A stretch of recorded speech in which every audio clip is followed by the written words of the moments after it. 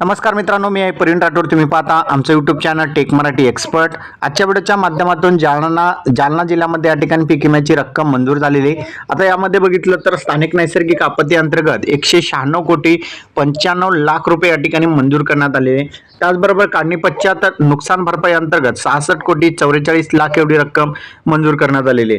एकूण रक्कम बघितलं तर आपण 263 कोटी या ठिकाणी 40 लक्ष एवढी जी रक्कम आहे जालना जिल्ह्यातील शेतकऱ्यांसाठी मंजूर करण्यात आलेले, ज्यामध्ये दोन प्रकारचे या ठिकाणी पीक विमा मंजूर करण्यात आलेले. एक म्हणजे स्थानिक नैसर्गिक आपत्ती आणि दुसरी म्हणजे काढणी पश्चात नुकसान भरपाई अंतर्गतची आपत्ती. अशा दोन्ही आपत्ती अंतर्गत या ठिकाणी पीक विमा मंजूर करण्यात आलेले आहे. तर अशा प्रकारे बघितलं तर जालना जिल्ह्यातील शेतकऱ्यांना आता 263 कोटी 40 लाख एवढी रक्कम मंजूर करण्यात आलेली.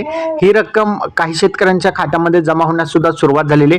तुमच्या खात्यामध्ये जमा झालेली आहे का, नक्की कमेंटमध्ये सांगा. आणि चॅनलवर नवीन असाल चॅनलला सबस्क्राईब करा. असेच महत्त्वपूर्ण व्हिडिओ तुम्हाला रोज मिळत जातील. धन्यवाद.